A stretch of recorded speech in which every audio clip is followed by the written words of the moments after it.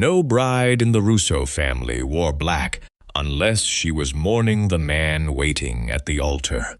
The Church of San Vittore had seen 63 Russo weddings. It had never seen this. The doors opened. Clara Bellini walked in. The veil was black, not the particular dark ivory that could be mistaken for shadow in dim light. Black, the way the vestments of the dead were black, the way the ribbons on funeral wreaths were black, the way the sky above San Vittore had been black the night Damien Russo's father had died. Damien stood at the altar and watched her walk toward him. He had been told the Bellini girl would be difficult. He had been told she was proud in the way that losing families were proud, with nothing left to lose and therefore nothing to sacrifice to convenience. He had prepared for refusal. He had prepared for tears. He had prepared for the specific coldness of a woman walking toward a marriage she had not chosen. He had not prepared for black.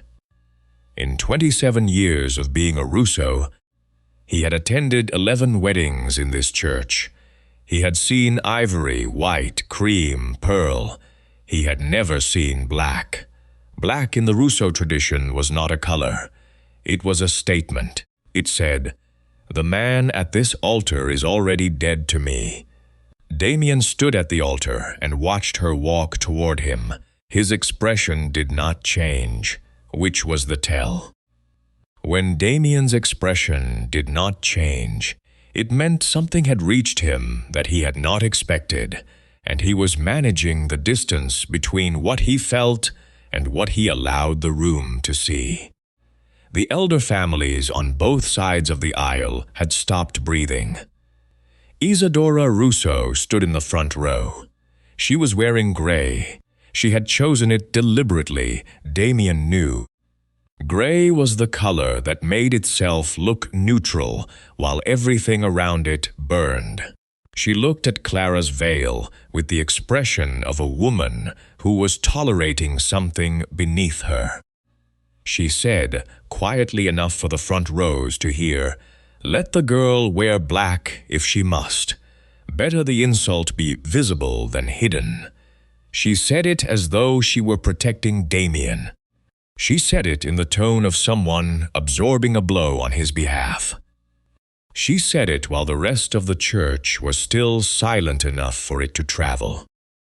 Leo Hart stood behind Clara. He had been assigned to this position by Damien himself. His order, "Observe the bride. She is Bellini. She is unknown. She is not to be trusted without evidence. Watch her hands. Watch her eyes. Watch what she carries." Leo watched. Clara walked beneath the row of candles at the side entrance. The candles threw their light sideways, the way candles did when there was no wind, but the warmth of many bodies in a closed space created the faintest movement. The light came through the back edge of the veil, not from outside, from within the veil itself. There was something inside the fabric, thread, silver thread, not woven in. Sewn, a line of letters at the inner edge of the veil, at the height where no one standing in front would see, but someone standing directly behind would catch if the angle was exactly right. The angle was exactly right. Leo read it. 3 seconds. He read it twice. Do not let him drink from the second cup. Clara did not look back. She said, very quietly, barely moving her lips, "Read it before they call it mourning." Leo did not respond. He was already looking at the altar. He had learned, in the particular school, that experience ran for people in his profession, that the most dangerous moments in formal events were not the moments that looked dangerous. The dangerous moments looked like ceremony. They looked like tradition. They looked like the kind of thing that happened at every gathering of this type, and had always happened and would always happen, because that was what the tradition required. The moment that had cost him most had looked exactly like ceremony. A cup, a tray. He had watched the door instead of the cup, the wrong thing from the wrong direction. He had learned, look at what is ordinary, but placed somewhere it was not before. He was already looking at the altar. Damien spoke before Clara reached him. He had controlled himself for the length of the aisle. He could not control himself for longer than that. He said, when she was 4 steps away, "If you came to this altar to mourn me, then speak now and let the whole church hear your hatred." Clara stopped. She looked at him. She did not look afraid. She did not look hateful. She looked like someone who needed to say something they could not say, in a room where saying it would cost more than they could pay. She said nothing. Her hands tightened on the bouquet. Leo saw the ribbon. It was blue, not the deep blue of formal decoration. It was the particular pale blue of something personal, something that had been brought from somewhere else and tied here, because it meant something to the person who tied it. A child's ribbon. Leo noted it. He noted where Clara's eyes went when they moved, which was not toward Damien, and not toward the altar, but briefly, very briefly, toward the left side of the altar, where a small door was set into the wall of the church. A door that should have opened into the sacristy passage. A door that, if it opened into the passage below, would lead to the lower levels of San Vittore. Leo noted that too. He returned his attention to the altar. There were 2 cups. The first cup rested on the Russo gold tray, the one that had been used for every Russo wedding for 3 generations. The second cup did not. It rested on a silver tray, new, without the wear of use and time that the gold tray had. Placed at the end closer to Clara's position. Placed so that when the moment came, her hands would naturally reach for it. Leo looked at the seal on the second cup. He had been in the Russo cellars once, 2 years ago, verifying a shipment. The seal on the legitimate wine was a specific wax impression with a particular imperfection on the left edge where the stamp had worn. The seal on the second cup was clean, perfect, new, not from the same source. Leo moved during the first reading.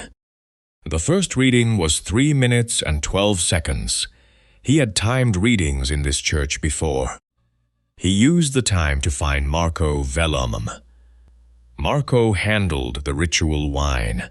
He was standing near the side door, the way people stood when they were near something they felt uncertain about. Leo leaned close. He said, "The second cup, where did it come from?" Marco said it came from a list, a new list, a different list than the usual cellar order. He said he had received the tray from one of Isadora's household staff. He said he had assumed it was a traditional variation he had not been informed about.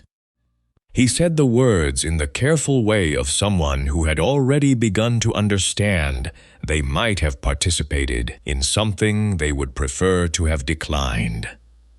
Leo said, "You did not switch the cups." Marco said, "No." Leo said, "The seal." Marco said, "I noticed, but I was told the format had changed." Leo returned to his position. Father Anselmo was reading.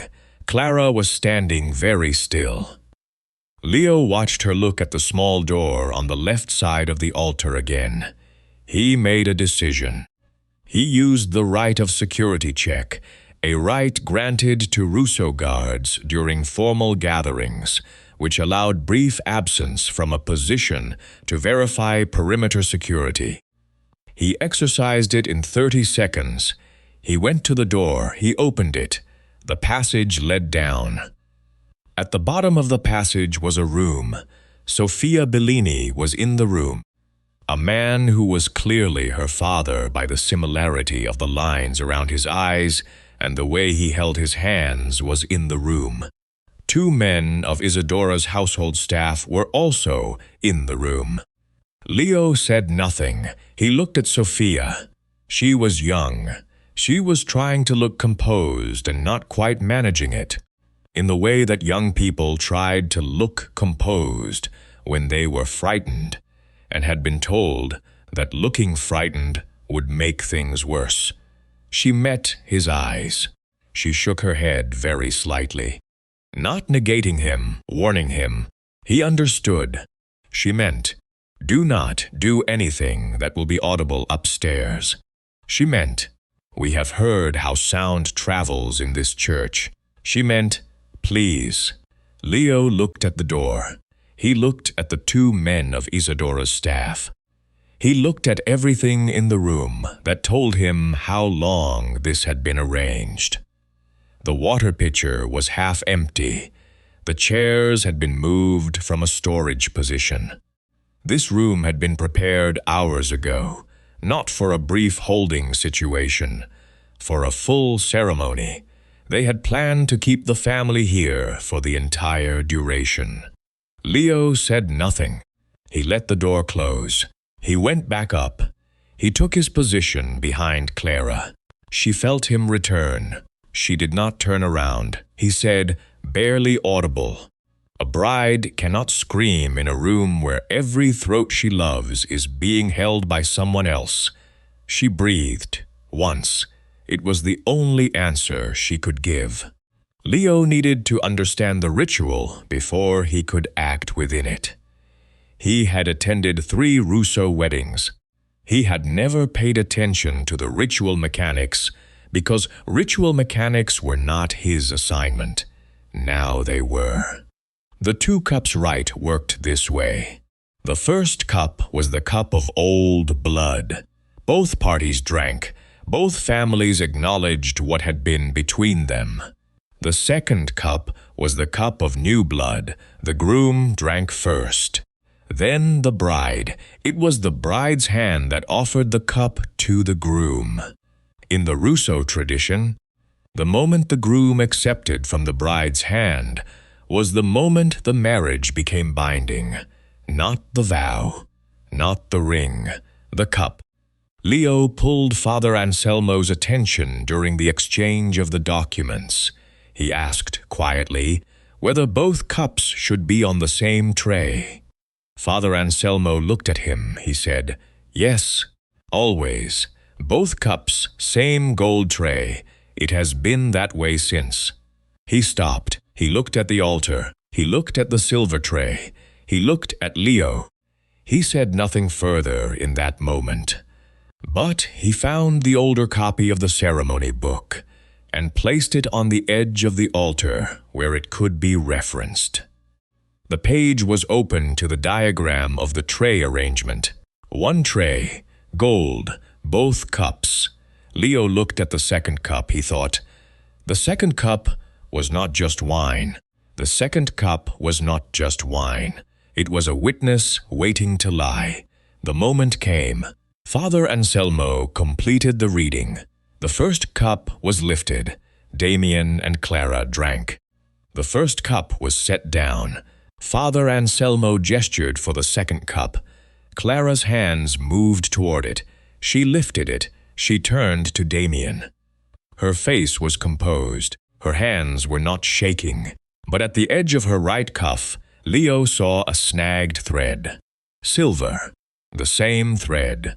Still attached to the cuff of her sleeve, where it had caught when she made the stitches. He had 3 seconds. He did not calculate. He moved. He stepped up, positioned himself between Clara's hands and Damien's reach, and set both cups side by side on the altar. Not spilled. Placed. Both cups visible. Both cups intact. The church erupted. Isadora was on her feet before the cups were fully settled. She said Leo had broken the most sacred Russo ritual. She said it was an act of contempt for the family. She said a guard who touched the groom's cup had committed an act of violence. The Russo guards moved toward Leo. Damien raised his hand. Everyone stopped, he said. Why would my guard touch the cup before his boss?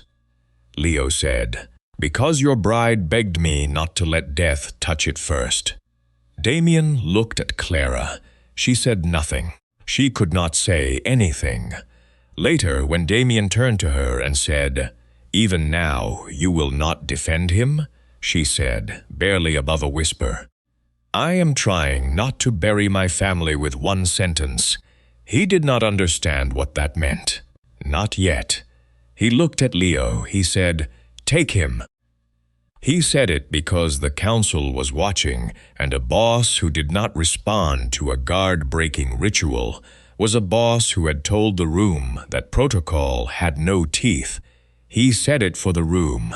He also said it because the cups were still on the altar, intact, and if they were still on the altar, they were still evidence.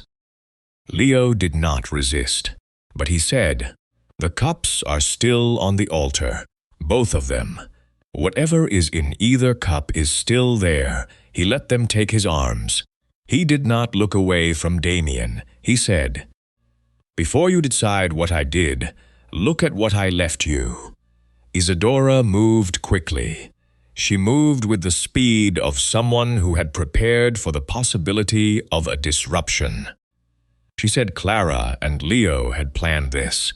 She said the message in the veil, if there was one, had been put there by Leo to create a story. She said a guard and a Bellini bride together was not a coincidence. She said Damien should ask himself why a bride would go to the trouble of inventing a warning rather than simply refusing the marriage. Damien stood in the center of the church and looked at his stepmother, and looked at his guard, and looked at Clara. Clara had not moved. She was still standing at the position where she had been when Leo intercepted the cup. Damien said, Clara. She looked at him. He said, is there something in this veil? She reached up.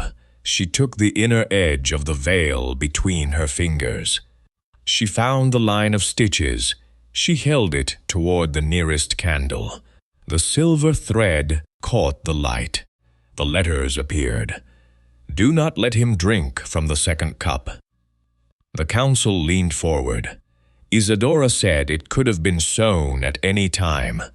Clara reached into her right cuff. She produced a length of silver thread. She held it next to the stitching.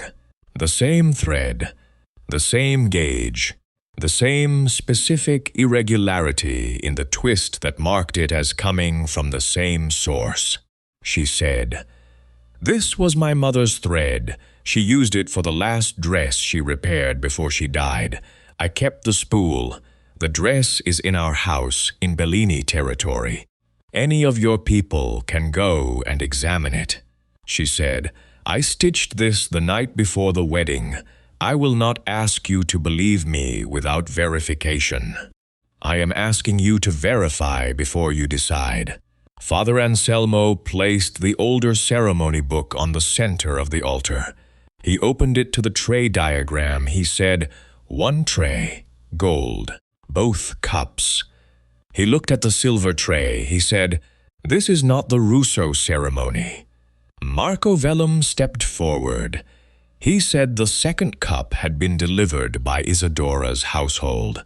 He said the seal was not from the main Russo cellar. He said he had a record of the delivery time and the name of the person who signed it out. He placed his record book beside the ceremony book. The two documents sat on the altar next to the two cups. Isadora was watching this.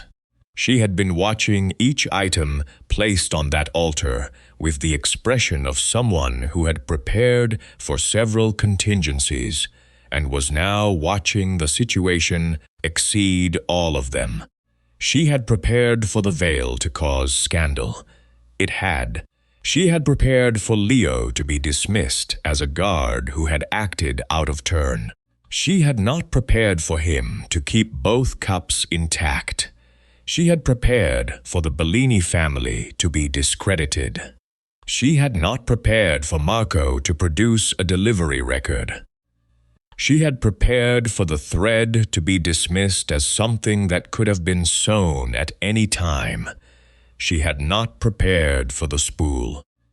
Each thing that arrived on the altar was a thing she had not prepared for, which meant the person who had arranged the response had prepared for her. Isadora looked at Clara. Clara was looking at the altar, not at Isadora. She was watching the documents, the cups, the books, the thread.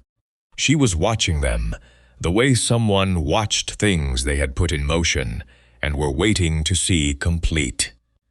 The two documents sat on the altar next to the two cups. Damien's people went to the door on the left side of the altar. They opened it. They went down. They came back with Sofia Bellini and her father. Sofia crossed the church floor in 12 steps and took her sister's hand. She did not say anything. She did not need to. She had been in a room beneath the altar for hours, listening to the ceremony proceed above her, not knowing if the warning had been found, not knowing if it had been read, not knowing if the person who had been sent to watch her sister had looked at the right angle of the right candlelight. She took Clara's hand. Clara's hands finally shook. Not much, but enough to see. Isadora looked at the arrangement on the altar. 2 cups, 2 books, 1 record, 1 thread. She said, "A bride's hand is the cleanest weapon because everyone is already watching it." She said it as her final argument. She said it to remind the council that everything they had seen had passed through Clara's hands. Clara turned to face the center of the church. She said, loudly enough that the last row could hear, "If I wanted him dead, I would have let him drink. I wore black because someone else had already dressed this altar for a funeral." The room was quiet. Damien looked at Isadora. She was still standing. She had not sat down since the moment Leo intercepted the cup. Standing was what people did when they believed they could still control the narrative. You sat down when you had lost. She had been standing for 17 minutes. She had been building arguments for 17 minutes. She had said Leo was manipulated. She had said the thread could be explained. She had said the silver tray was a preparation error. She had said the ceremony book was outdated. Each argument had been answered by a document, or a witness, or a seal. She was running out of arguments. She had one position left, authority. Damien said, "Find her rooms." His people went. They returned with a document, a formal document, in Isadora's handwriting. If Damien Russo died before the marriage was legally completed, his stepmother would hold temporary authority over the Russo estate pending review of succession. Dated 2 weeks before the wedding. Notarized, prepared, waiting. Damien read it once.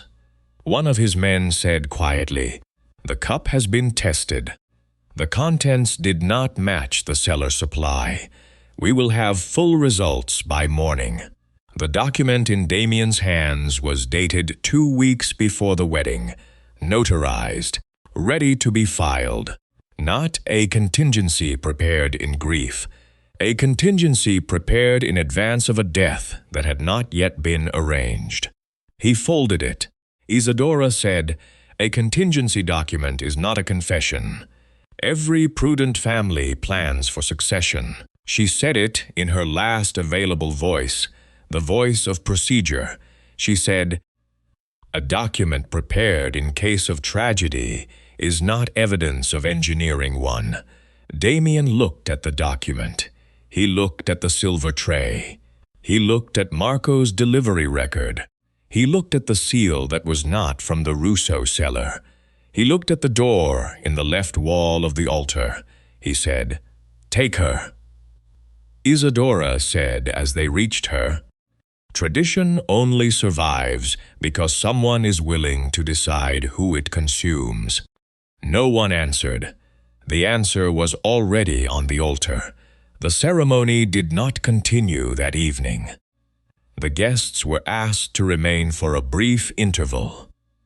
Damien stood at the altar and faced them.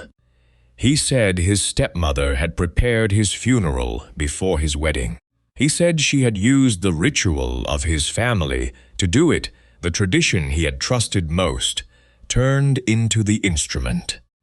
He said a woman he had trusted to hold the traditions of his family had used those traditions to build a weapon aimed at him. He said a bride from a family he had believed to be his enemy had sewn a warning into her own veil because she could not speak and she was not willing to let him die. He said, "I thought the veil was her curse."